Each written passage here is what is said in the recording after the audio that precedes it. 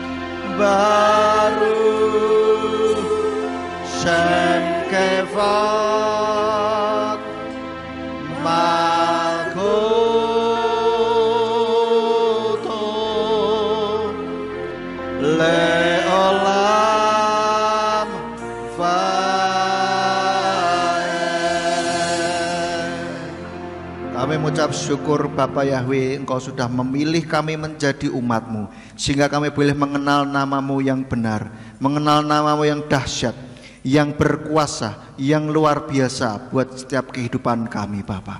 Kami sungguh mengucap syukur Tuhan buat kasih karunia-Mu yang begitu besar yang sudah Engkau limpahkan bagi setiap kami ya Bapa. Sehingga kami juga boleh pada pagi hari ini datang kepadamu memuji, memuliakan nama-Mu Bapa. Dan biarlah setiap puji-pujian yang sudah kami naikkan ke hadirat-Mu boleh menyenangkan hati-Mu, boleh menyukakan hati-Mu ya Bapa. Dan kami yang datang dengan sakit penyakit, Engkau boleh bekerja menyembuhkan setiap kami. Kami yang datang dengan kelemahan iman, Tuhan memberikan kekuatan yang baru bagi setiap kami. Kami yang datang dengan kebimbangan, Tuhan memberikan ketetapan hati bagi setiap kami. Dan kami yang datang dengan keputusasaan, Tuhan memberikan harapan yang baru bagi setiap kami. Sehingga kami pulang tidak seperti kami datang, tapi kami boleh pulang dengan membawa berkat-berkat-Mu. Dan kami boleh mempunyai kehidupan yang berkemenangan di dalam Engkau Bapa. Dan tiba saatnya untuk kami boleh mendengarkan firman-Mu. Kiranya Tuhan urapi hamba-Mu, urapi setiap kami yang mendengarkan firman-Mu. Biarlah firman yang ditaburkan ini boleh menjadi Kol HL, menjadi suara-Mu yang berbicara, yang terus mengubahkan hati kami, sehingga kehidupan kami, hati kami, karakter kami boleh terus diubahkan oleh Engkau menjadi semakin serupa dengan Hamasyah. Terima kasih ya Bapa. Dan jika ada kuasa kegelapan yang berusaha untuk mengambil firman-Mu dari dasar hati kami, membuat kami tidak konsentrasi, membuat peralatan yang kami pakai tidak berfungsi dengan baik, kami bersatu hati kami tolak, kami usir di dalam nama Yesua HaMasiah.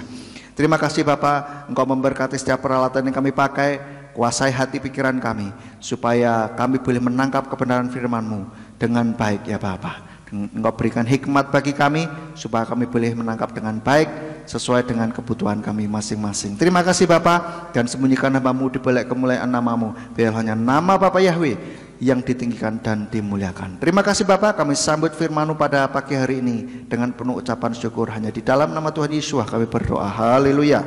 Amin. Silakan duduk Bapak Ibu. Shalom. Apa kabarnya? Luar biasa. Iya. Haleluya. Bapak Ibu Saudara, senang sekali kita bisa bertemu kembali dalam ibadah kita pada pagi hari ini. Bapak Ibu Saudara, saya mau lanjutkan firman Tuhan yang saya sampaikan pada bulan Mei kemarin yang berjudul Menjadi Anak Bapa. Kita lihat ya, di dalam seri yang pertama kemarin kita sudah belajar mengapa figur Bapa itu penting dan apa akibat orang yang kekurangan figur Bapa. Ya, jadi kita ini adalah anak-anak Bapa Yahweh, dan seharusnya namanya anak itu tahu bapaknya, betul ya? Kalau mengaku-ngaku anak tapi nggak tahu bapaknya, itu agak lucu gitu ya. Dan karena itu maka setan berusaha keras untuk supaya anak-anak Bapa Yahweh ini tidak ngerti bahwa mereka lah anak-anak Bapa Yahweh, sehingga mereka bisa bertindak menjadi tidak sesuai dengan statusnya sebagai anak Bapa Yahweh, ya. Nah, salah satu caranya adalah setan merusak figur Bapa. Beberapa minggu lalu saya katakan bahwa karena setan tidak bisa dan tidak berani melawan Bapa Sorgawi, Bapa Yahweh, maka dia merusak figur Bapaknya. Gambaran, figur atau gambaran dari Bapa Sorgawi, dia yang rusak begitu. Saya ilustrasikan seperti orang yang demo presiden, mau nyerang presiden tidak bisa, ya, mau menyerang presiden tidak bisa. Lalu apa yang mereka lakukan? Mereka menyerang fotonya, ya kan, bakar fotonya, coret-coret fotonya, kan begitu. Karena apa? Mereka tidak bisa menyerang pribadi presidennya, gitulah. Maka yang dirusak adalah figurnya. Nah, demikian pula setan tidak berani dan tidak bisa menyerang Bapa Surgawi, maka dia menyerang figurnya. Nah, yang sebagai figur Bapa itu siapa? Yaitu para bapak di muka bumi ini, para ayah yang ada di muka bumi ini, sehingga mereka anak-anak yang dilahirkan ini tidak ngerti figur bapak yang baik itu seperti apa, begitu. Oleh karenanya setan berusaha merusak figur bapak itu, mulai dengan membuat bapaknya ini tidak bertanggung jawab, membuat bapak ini tidak mengasihi anaknya, buat rumah tangga ayah dan ibu ini bertengkar, sehingga mereka tidak melihat bahwa ayah yang baik itu seperti apa.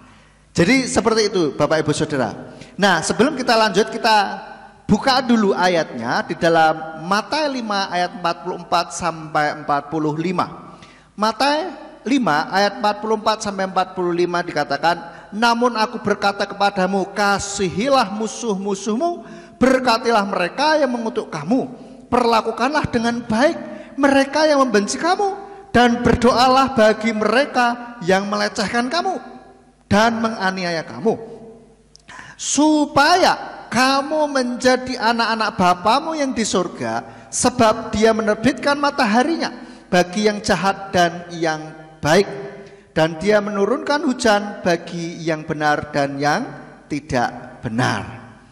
Bapak Ibu Saudara, saya mau ingatkan sedikit tentang apa pentingnya menjadi anak Bapa. Mengapa kok kita bahas hari ini sampai 2 seri menjadi anak Bapa? Apa pentingnya?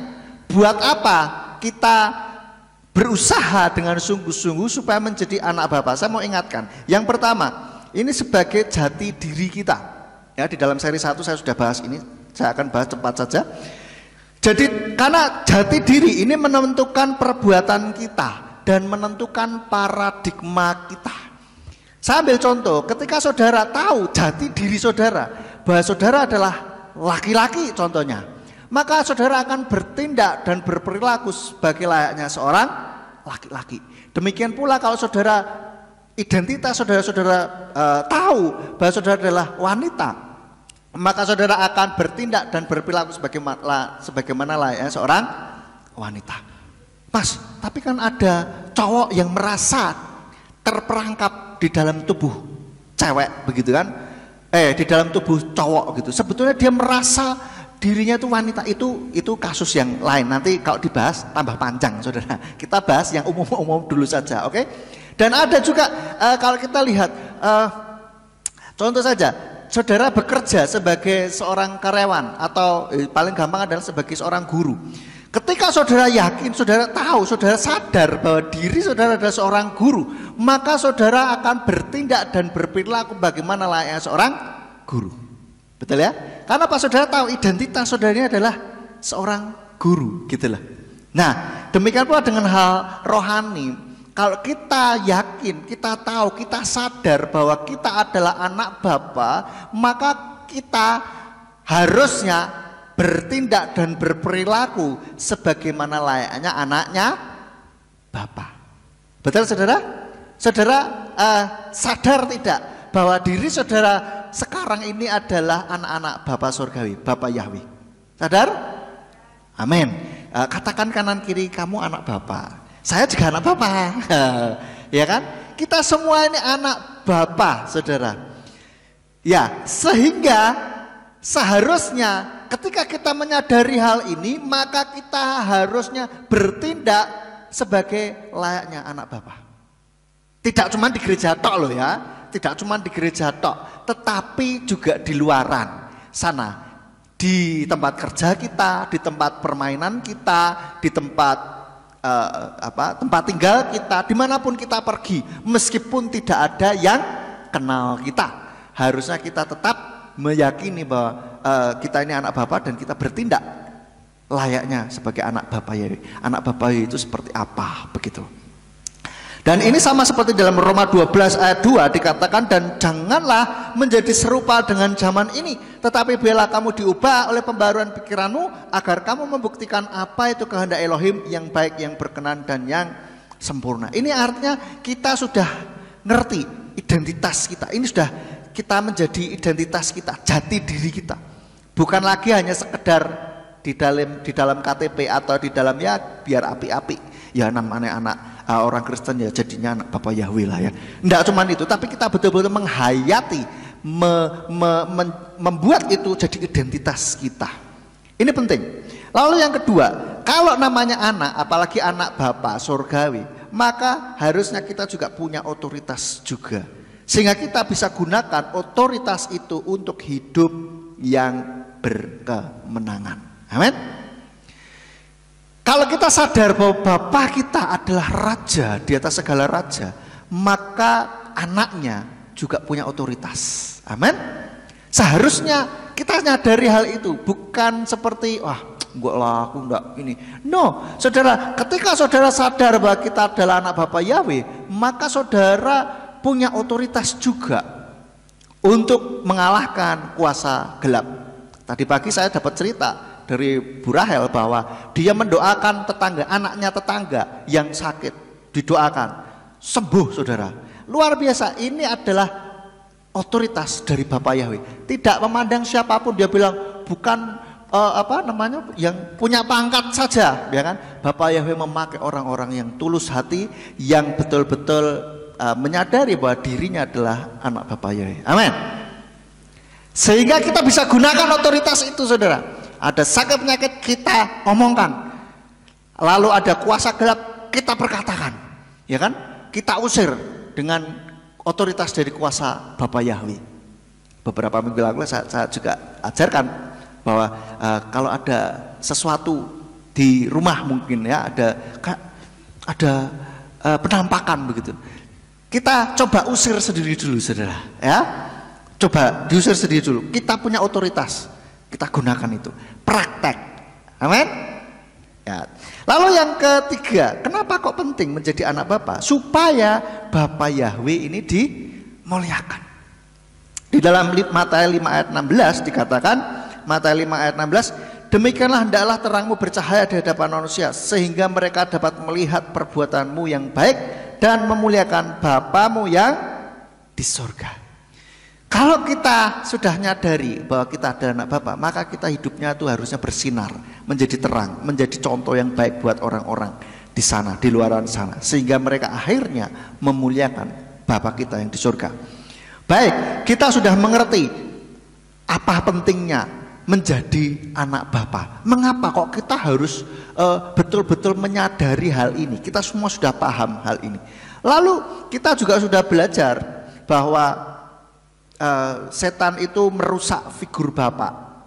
Nah, lalu sekarang pertanyaannya adalah apa yang harus kita lakukan supaya menjadi anak-anak Bapa yang baik? Tentu saja tidak cuma sekedar label saja, ya kan, tetapi betul-betul identitas anak Bapa itu kita ada di dalam kehidupan kita.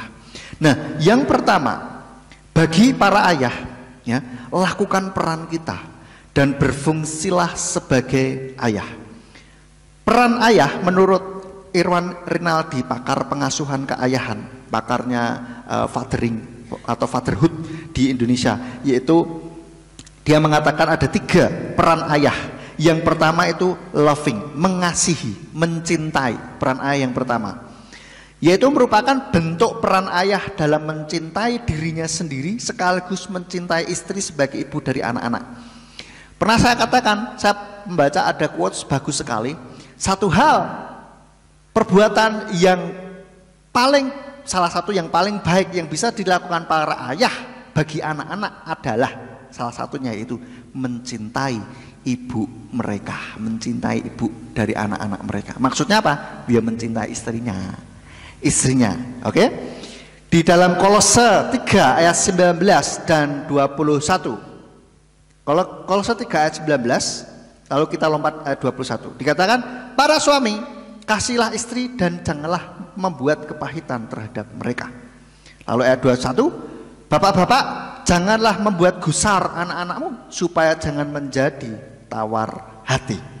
Nah, inilah firman Tuhan sudah banyak menyampaikan tentang hal ini.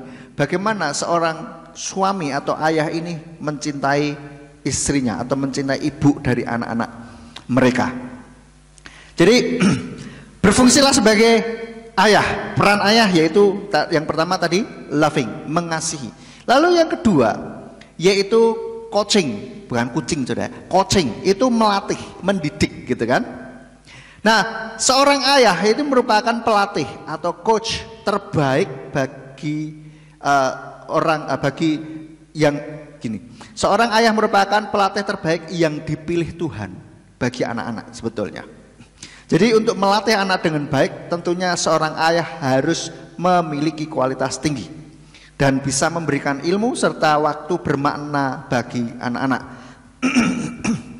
Ketika anak bercerita terkait perkembangannya, harus ada komunikasi yang berkualitas agar dapat menciptakan waktu bermakna bersama anak. Jadi Bapak Ibu Saudara coba luangkan waktu untuk bisa bersama dengan anak Bapak Ibu Saudara, terutama kalau yang masih kecil. Lah, saya bekerja bagaimana? Ya, setelah bekerja luangkan waktu, bagaimana caranya? Pokoknya ada waktu yang berkualitas. Meskipun tidak harus lama-lama banget, tetapi kalau itu rutin dilakukan, itu anak akan merasakan adanya kehadiran seorang ayah. Lah, bagaimana kalau ayahnya itu kerja di luar tempat dan jauh dan tidak memungkinkan untuk bisa bertemu? Sekarang kita punya teknologi video call, saudara, ya kan? Itu bisa kita gunakan video call atau cuma telepon saja, itu bisa. Yang penting nyatakan bahwa seorang ayah ini hadir di dalam kehidupan mereka. Ada loh orang atau ayah yang setiap hari ada di rumah, bekerja, pulang biasa ya, normal pada pada umumnya, ayah-ayah pada umumnya, tetapi tidak, anak ini tidak merasakan kehadiran seorang ayah. Ada, ya kan? Ada, kan apa? Ayahnya cuek, ya kan? Bapaknya ini nggak peduli sama anaknya. Misalkan anaknya, Papa, ini loh, aku tadi di sekolah, ya kan, dapat nilai 100. Oh ya, gitu toh. Wes. Jadi nggak ada, oh ya luar biasa dipuji atau bagaimana, enggak. Atau mungkin, Papa, ayo main dulu sebentar sini, bapak lagi ribut, lagi sibuk, gitu kan. Enggak, sama mama aja sana, sama mama, saya bapak masih kerja. Nah, seperti itu. Jadi kalau tidak ada waktu yang berkualitas bagi anak-anaknya, begitu. Jadi yang penting adalah waktu yang berkualitas, kehadiran dari sosok ayah ini kepada anak-anak. Oke, coaching. Karena ini melatih mereka untuk menjadi anak-anak yang tangguh, menjadi anak-anak yang bisa bersosialisasi dengan baik. Minggu yang saya sharing tentang ini, seri pertama, saya sudah sampaikan bahwa apa dampaknya ketika anak-anak yang kekurangan figur bapak. Saya nggak akan ulang lagi, nanti kelamaan. Nah, di dalam Ulangan 6 ayat 6 Bapak Ibu Saudara, ini tuh firman Tuhan juga sudah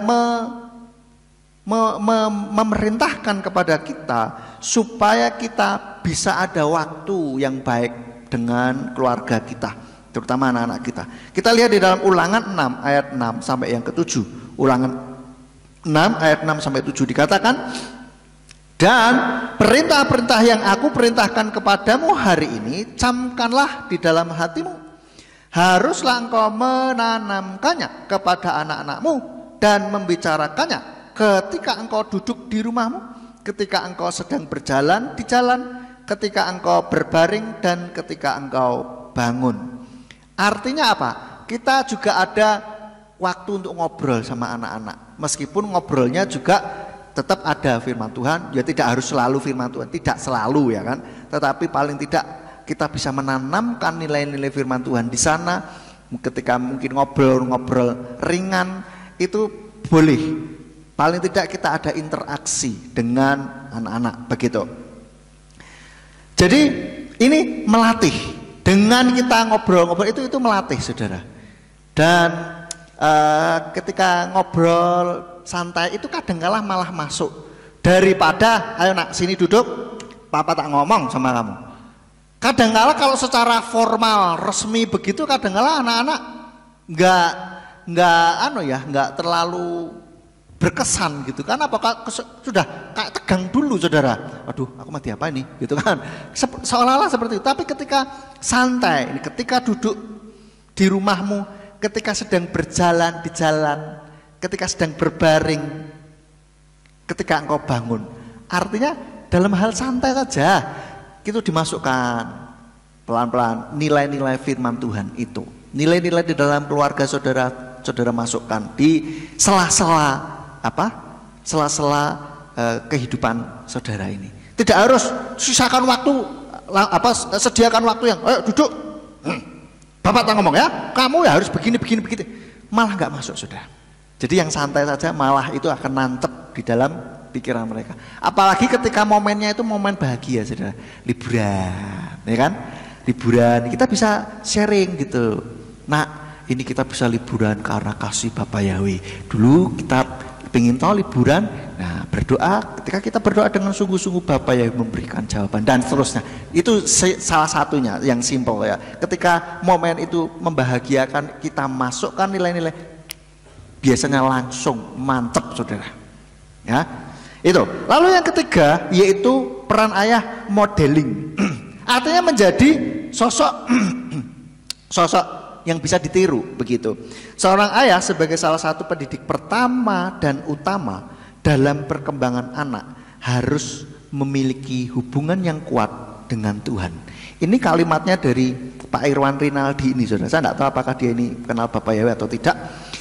Tapi pernyataannya mengatakan demikian, bahwa seorang ayah sebagai salah satu pendidik pertama dan utama dalam perkembangan anak harus memiliki hubungan yang kuat dengan Tuhan. Nah, pentingnya seorang ayah membangun positive fathering dengan memperkuat hubungan spiritual atau hubungan dengan Tuhan. Ya, ini sangat penting sekali. Maka para ayah, para bapak, para imam dalam keluarga, bapak ini para imam, makanya dia harus mempunyai hubungan yang kuat dengan Tuhan. Maka ketika konseling pernikah, pasti saya akan ngomong calon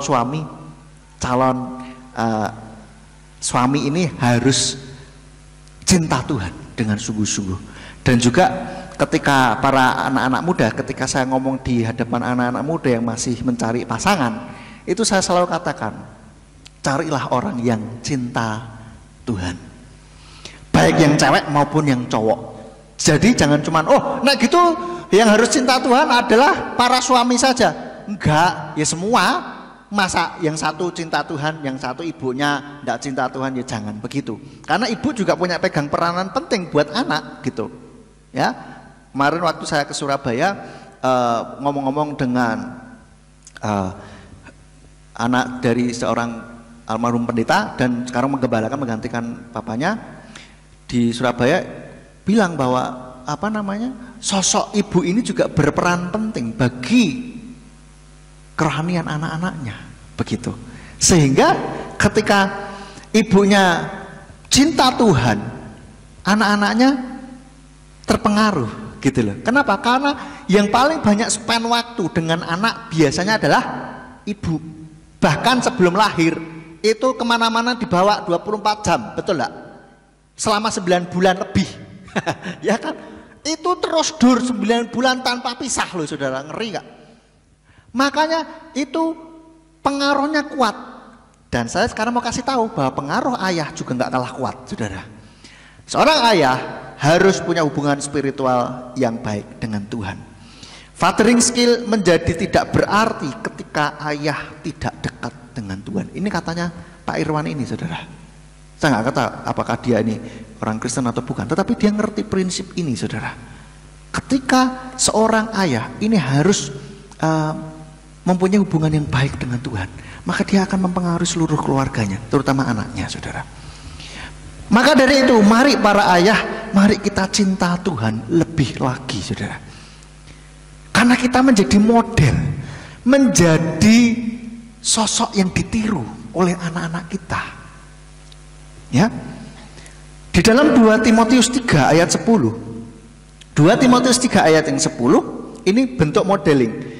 Namun engkau telah berpaut erat pada ajaranku, cara hidup, tujuan, iman, kepanjang sabaran, kasih, ketabahan.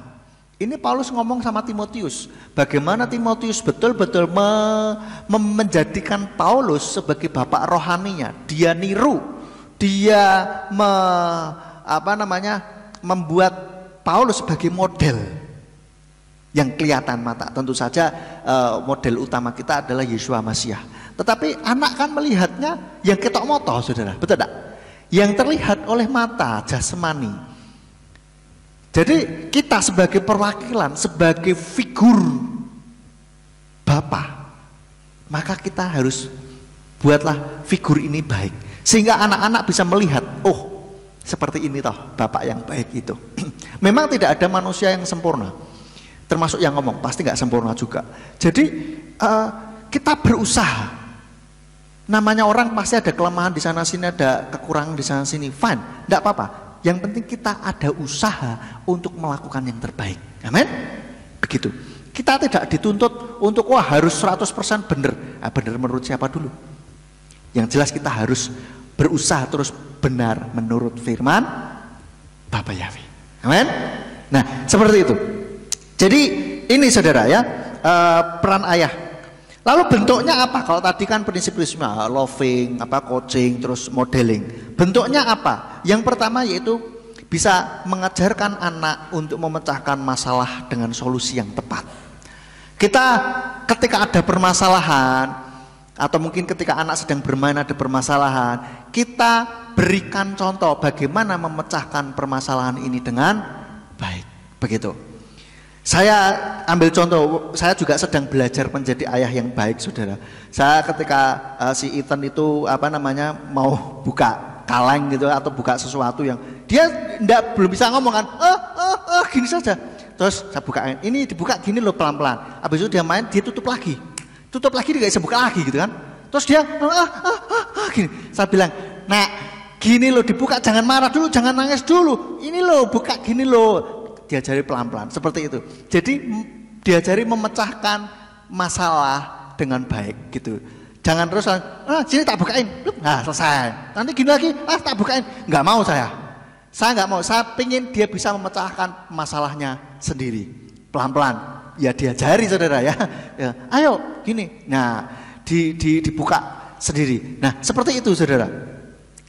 Diajarkan untuk memecahkan masalah dengan solusi yang tepat. Saya bilang, jangan dikit-dikit nangis langsung teriak-teriak, jangan. Bilang, Dedi, bukain gitu, meskipun belum bisa ngomong. Tapi saya terus ajarin gitu. Dedi, ngomong, bukain gitu. Sekarang udah mulai kan, kak, minta buka, sudah mulai jelas. Nah, lalu yang kedua, bentuknya adalah mengajarkan nilai-nilai penting dalam hidup sebagai bekal anak di masa depan. Nilai-nilai penting, nilai-nilai di dalam kehidupan, yaitu apa? Cinta Tuhan, nilai-nilai kejujuran, nilai-nilai sopan santun, etika dan lain-lain. Itu yang kita harus tanamkan kepada anak-anak. Firman Tuhan tadi dalam Ulangan dikatakan ketika engkau berbaring, ketika engkau berjalan, duduk, berbaring dan seterusnya. Itu kita masukkan nilai-nilai kita, nilai-nilai di dalam keluarga kita. Dan yang penting nilai-nilai kebenaran firman Tuhan dimasukkan. Nilai-nilai keluarga yang satu dengan yang lain itu berbeda, boleh berbeda, dan itu tidak melanggar firman Tuhan. Bisa saja seperti itu variasi. Tetapi nilai-nilai moral, nilai-nilai tentang ketuhanan itu kita harus tanamkan di dalam anak-anak kita, saudara. Nilai keluarga yang satu dengan yang lain bisa berbeda, tidak apa-apa, tetapi kita ajarkan dengan baik sehingga kita memberikan bekal bagi mereka hidup di masa depan. Tugas orang tua adalah membuat anaknya itu mandiri, saudara, bukan untuk memenuhi semua kebutuhannya dengan kayak tinggal tanda kutip tinggal anak itu tinggal berfirman maka jadilah. Tidak, saudara.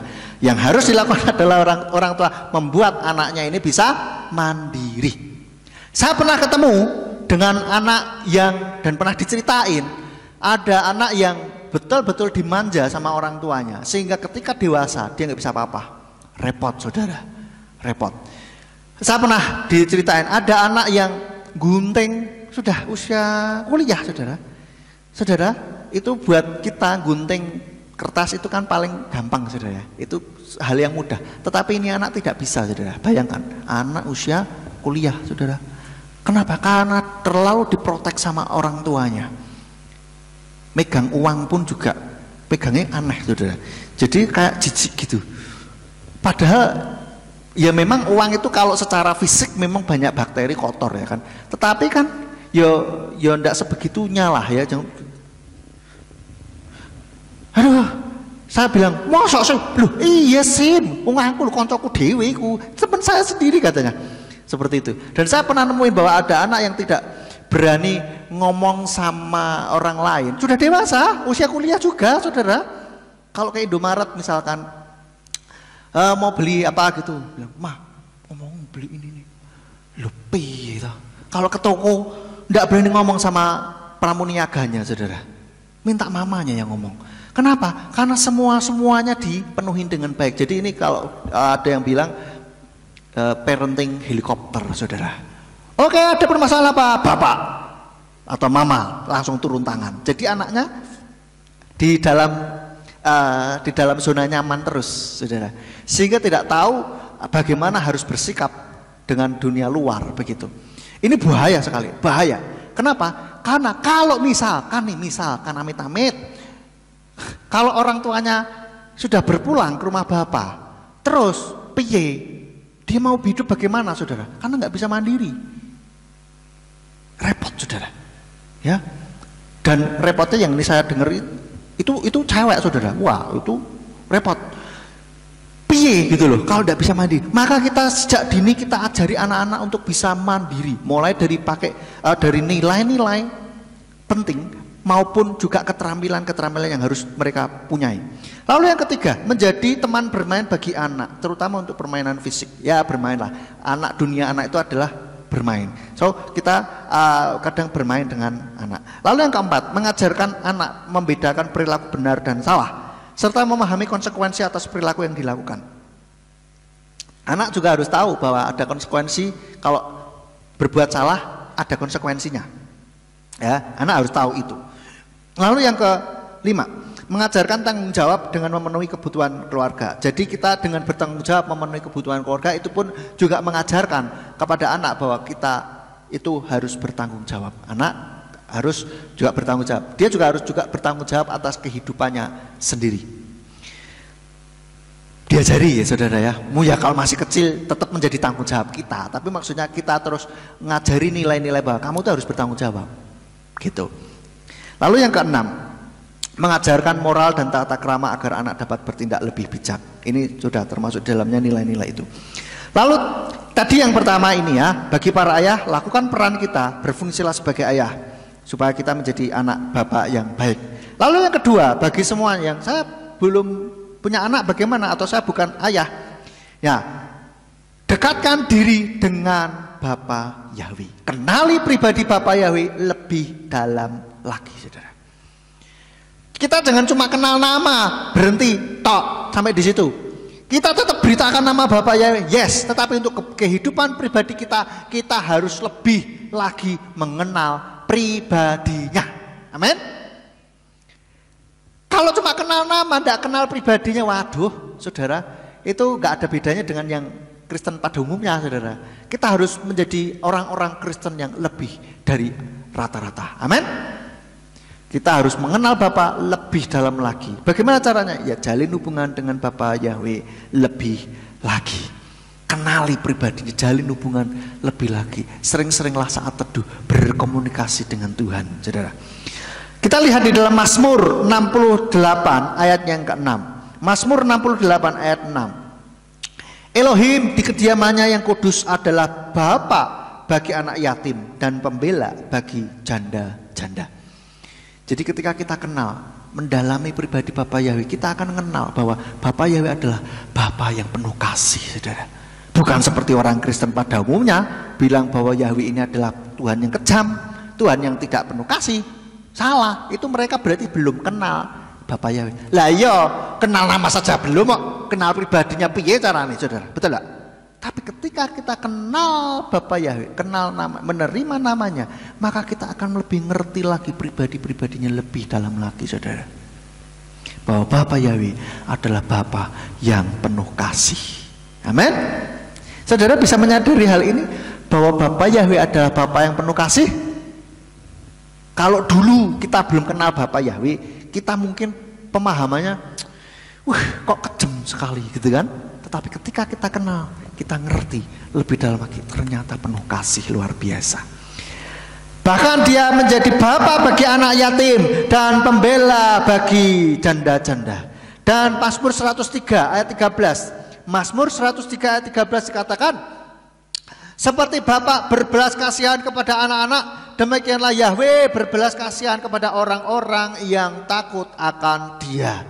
Jadi ketika kita menjadi anak-anak yang takut akan Dia, maka Bapa Yahweh menunjukkan belas kasihannya yang lebih lagi luar biasa di dalam setiap kehidupan kita.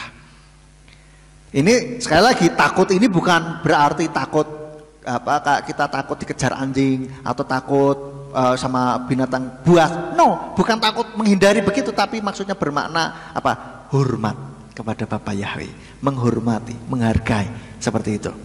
Oke? Itu. Lalu yang ketiga, bagaimana kita menjadi anak Bapa Yahweh yang baik, supaya kita menjadi anak Bapa Yahweh yang baik. Yang ketiga, yaitu menguduskan diri kita, saudara. Kudus artinya adalah terpisah. Artinya kita memisahkan diri kita dari hal-hal yang membuat kita najis, dari hal-hal yang membuat kita tidak benar, dari hal-hal yang tidak benar, saudara. Jadi kita memisahkan diri kita, bukan memisahkan diri kita dari komunitas, bukan ya. Oh, nek gitu kita jadi orang Kristen sudah tidak mau bergaul sama orang-orang yang lain. Yo, tidak begitu. Tetapi maksudnya adalah memisahkan diri dari hal-hal yang tidak benar. Kita boleh nggak masih bergaul sama orang-orang yang masih mabuk, mungkin ngobat, mungkin masih korupsi, mungkin boleh nggak? Boleh, tetapi jagai diri kita, jangan ikut-ikutan perbuatan mereka, saudara. Makanya kita memisahkan diri dari perbuatannya, bukan dari orang itu. Supaya apa? Supaya kita terus bersinar, saudara. Supaya kita bisa menjadi contoh yang baik bagi mereka, gitulah. Di dalam 2 Korintus 6 ayat 17, kita lihat ayatnya, 2 Korintus pasalnya yang ke-6 ayat 17 sampai 18. 2 Korintus 6 ayat 17 sampai 18 dikatakan, oleh sebab itu keluarlah kamu dari tengah-tengah mereka dan hendaklah kamu terpisah, Yahweh berfirman. Dan janganlah menjamah yang najis, maka aku akan menerima kamu dan kamu akan menjadi dan aku akan menjadi bapa bagimu dan kamu akan menjadi anak-anak lelaki dan anak-anak perempuan bagiku, Yahweh Sebaot berfirman. Jadi kita kuduskan diri kita, saudara. Pisahkan diri kita dari hal-hal yang tidak benar. Jangan ikut-ikutan, jangan coba-coba. Tak jajal nek misalkan orang itu, mungkin teman-teman kita ada yang selingkuh, tidak ketahuan, jajal tak selingkuh. Loh, hati-hati saudara, main api nih saudara ya. Coba tak mabuk piye carane loh. Hati-hati saudara. Coba tak korupsi tak coba loh, jangan coba-coba saudara. Nek pas nyoba, pas Tuhan Yesus datang repot saudara. Ya kan? Sia-sia segala usaha kita dulu sampai sekarang untuk hidup benar di hadapan Tuhan. Terus saatnya kita sedang coba-coba jajal, pas ada di luar jalan Tuhan, pas Tuhan Yesus datang, waduh coto saudara. Ya kan? Gitu loh. Didapati oleh Tuhan Yesus enggak setia. Wah, sia-sia segala yang kita sudah lakukan saudara. Kenapa? Tuhan ngonangi kita enggak setia. So harus kita jaga diri kita untuk tetap setia. Jangan coba-coba buat kehidupan kekal kok coba-coba. Katanya buat anak saja nggak boleh coba-coba. Masa untuk kehidupan yang akan datang yang kekal kita mau coba-coba? Hati-hati saudara. Hah? Ya kan? Seringkali saya bilang ya hidup ini cuma sekali dan seringkali banyak permasalahan, ya kan? Maka nggak usah neko-neko lah. Yang coba lurus-lurus saja lah, ya kan? Yang mau apa namanya? Yang lurus-lurus saja banyak masalah. Lah kok neko-neko, ya? Nggak usah neko-neko sudah, nambahkan masalah sudah. Ya nanti ada masalah nggak perlu tuh datang, nggak usah lah. Jadi yang sesuai firman Tuhan saja, lurus-lurusan aja sama Tuhan gitu kan.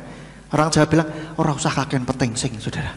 Nggak usah banyak, kebanyakan bertingkah, jangan ya. Wes itu, kuduskan diri kita, pisahkan diri kita dari hal-hal yang menajiskan.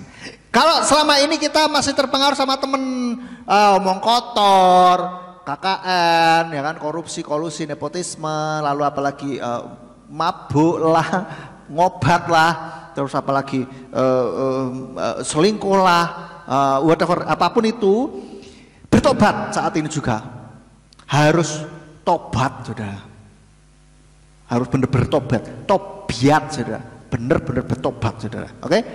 Bukan tobat terus kumat, jangan, betul-betul tobat, bisa-bisa minta kekuatan dari Tuhan, minta tolong dari Tuhan, amin. Loh tapi komunitasku begini, minta Tuhan bantu saudara untuk bisa lepas dari perbuatan-perbuatan itu. Dan kalau saudara masih belum kuat untuk ini, ya rodok menjauh sedikit. Kenapa? Kalau enggak nanti kita yang terpengaruh. Kalau kita belum kuat saudara. Kalau kita sudah kuat, silahkan lebih dekat lagi supaya bisa mempengaruhi yang lain gitu. Oke? Lalu yang keempat, bagaimana supaya kita bisa menjadi anak Bapa yang baik? Yang keempat yaitu penuh kasih. Jadilah orang yang penuh kasih. Karena Bapa Yahweh ini adalah kasih, penuh kasih, maka kita harusnya mewarisi atau meniru sifat-sifat Bapa, yaitu Bapa yang penuh kasih. Di dalam Matayi 5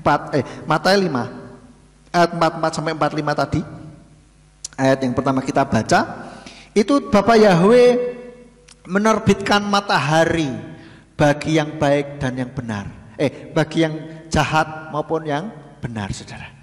Ya, sekarang matahari bersinar dengan cerahnya saudara, secerah hati kita semuanya, amin. Matahari bersinar dengan cerah. Apakah yang cerah begini hanya untuk anak-anak Bapa Yahweh saja? Kan tidak. Apakah yang terang benderang panas dan terik begini khusus buat orang-orang GPF Surya Kebenaran Ambarawa saja, orang-orang yang kenal Bapa Yahweh saja? Kan tidak. Bahkan buat orang yang membenci Bapa Yahweh pun matahari tetap bersinar bagi mereka.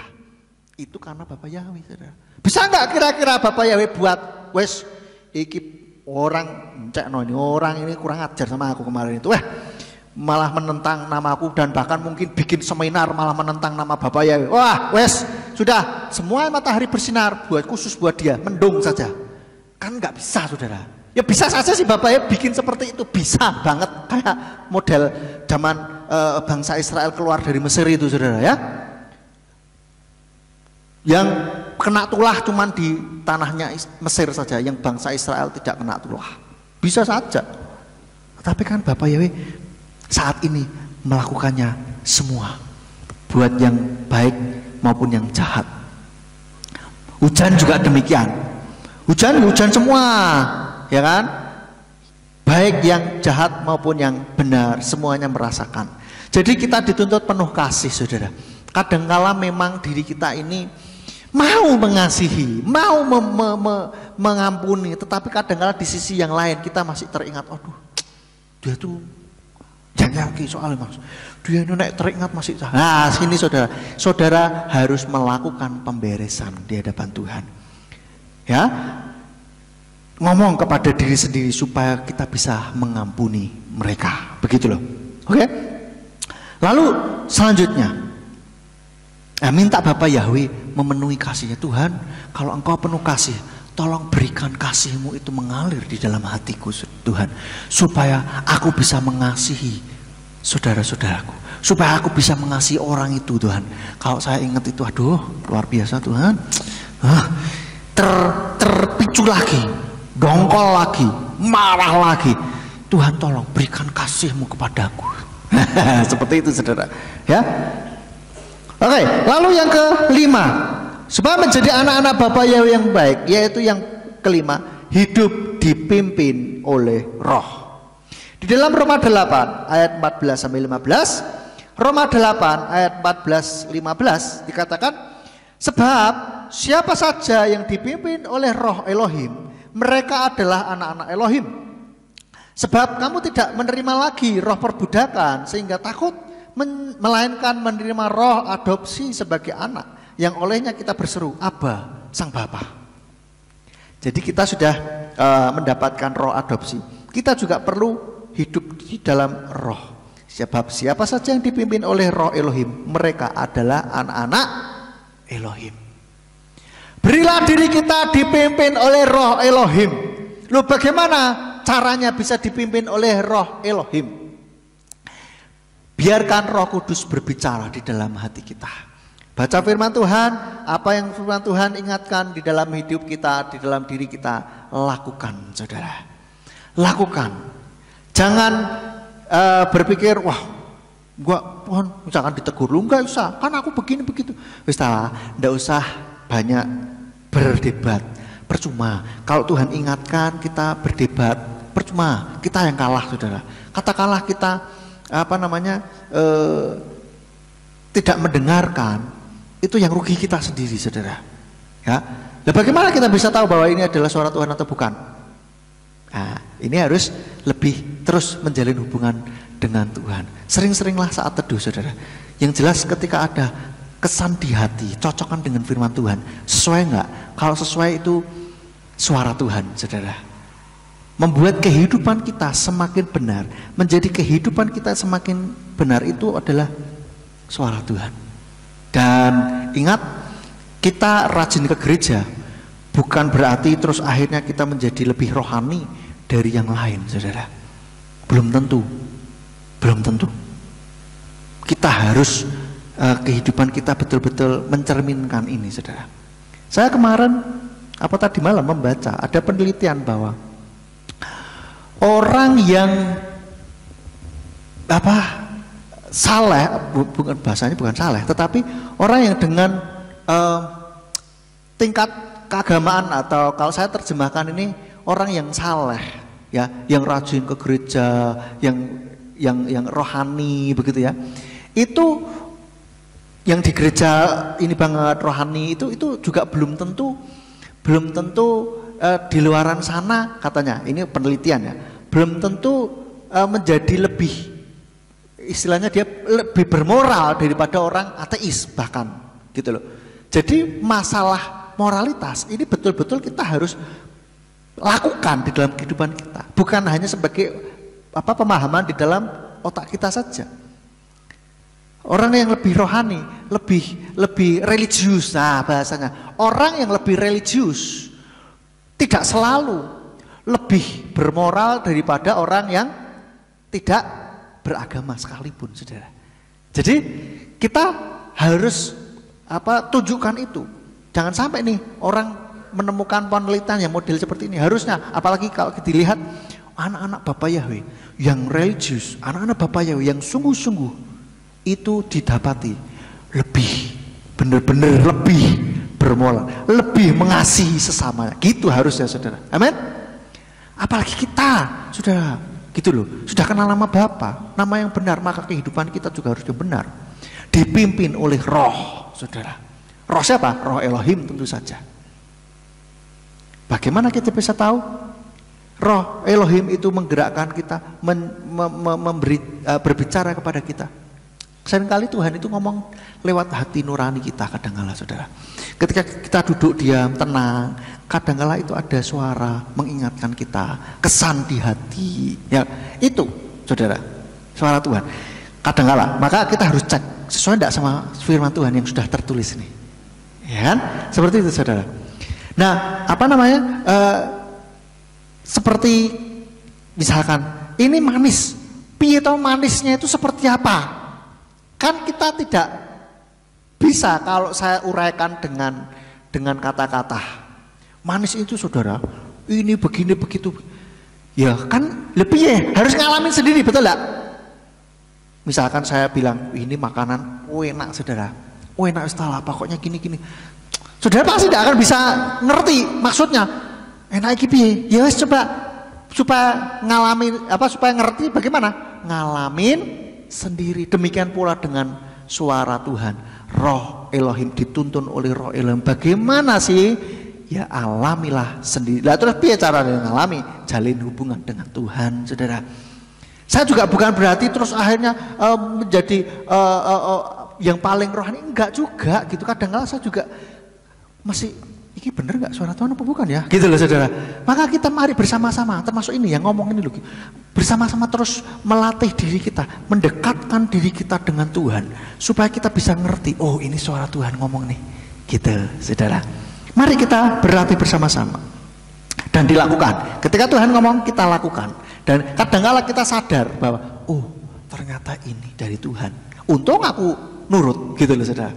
Beberapa kali, sering kali juga begitu. Kadangkala ketika saya mempersiapkan firman Tuhan begitu kan, kadangkala ada beberapa topik yang muncul di dalam hati.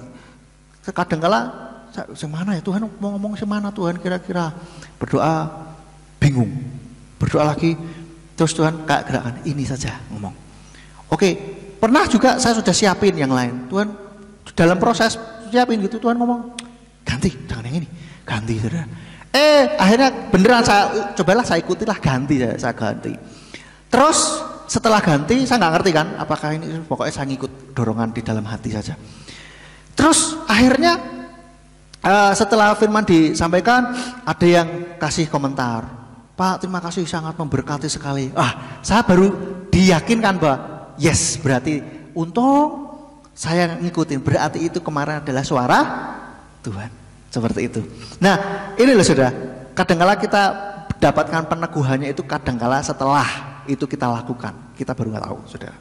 Lalu yang keenam, yang terakhir, bagaimana kita menjadi anak Bapa Yahweh yang benar, yaitu hiduplah untuk Tuhan.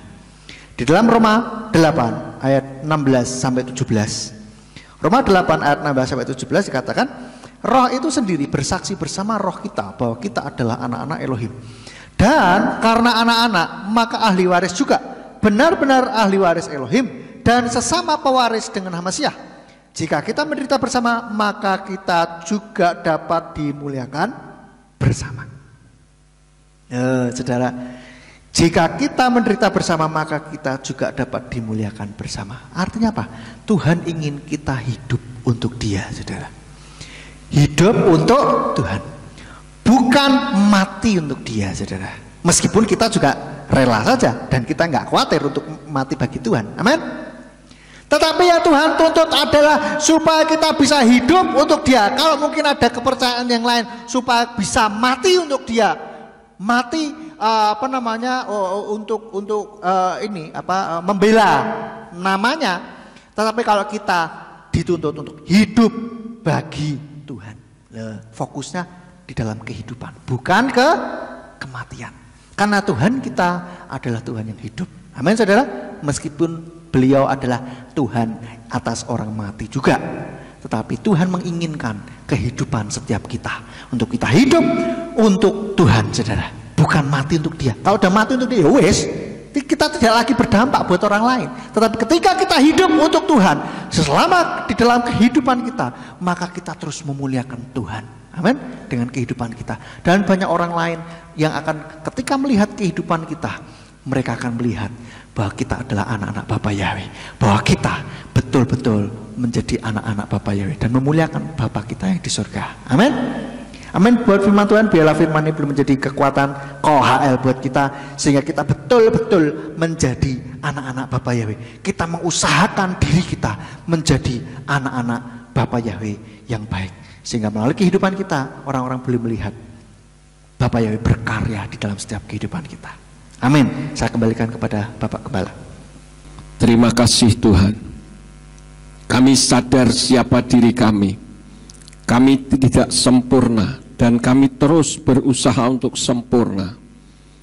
Namun kami memohon bimbingan dan tuntunan Tuhan di dalam kehidupan kami, supaya hidup kami tetap dibenarkan oleh Engkau.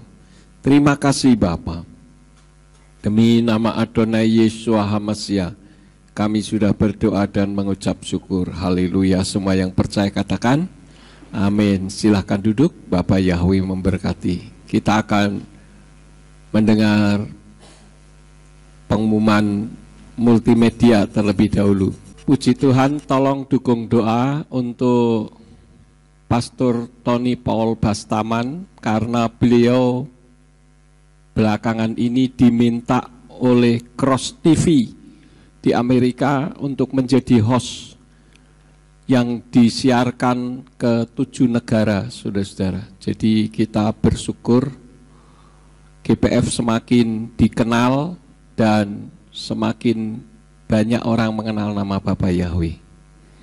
Selain daripada itu, tolong dukung untuk sekolah Surya Gerizim. Kalau Bapak Ibu punya anak atau punya cucu, sekolahkan di tempat kita sendiri.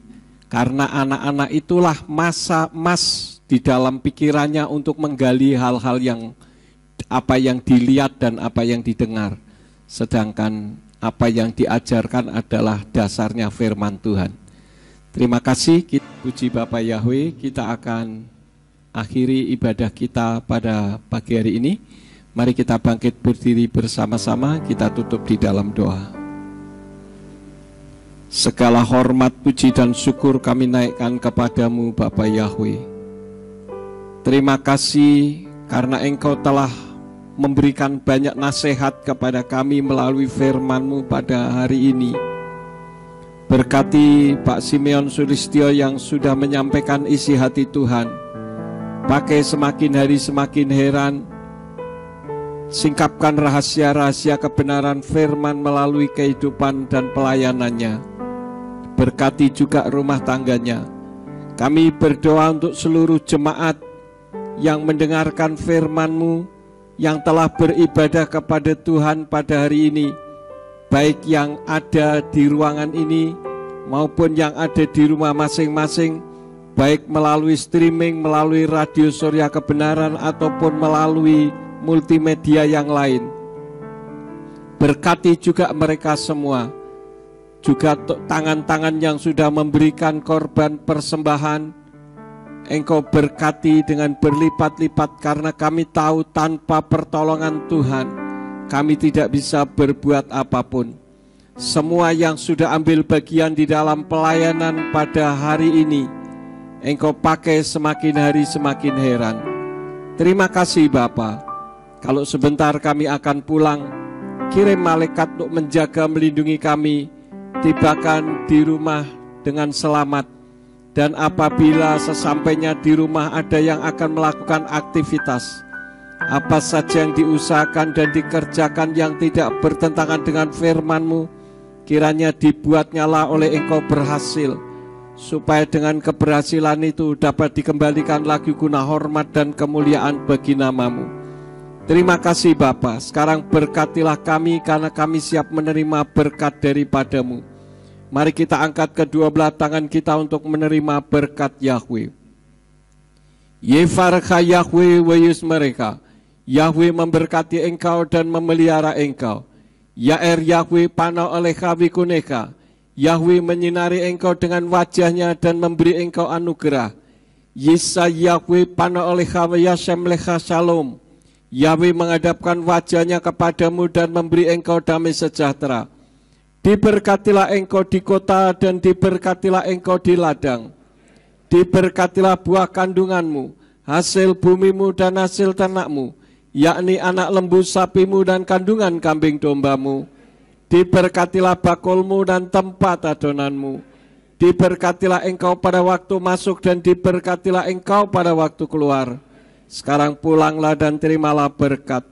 Kasih Bapa Yahweh Sang Pencipta, kasih karunia Adonai Yeshua HaMasiah Sang Pembeli jiwa, dan Ruach HaKodes menyertai saudara sekalian sampai Maranatha. Adonai Yeshua HaMasiah datang kembali untuk yang kedua kali dan mengangkat kita semua. Haleluya. Abitoda. Silakan duduk, saudara-saudara, kita akan mendengar apa yang disampaikan Pak Sarung Ujito.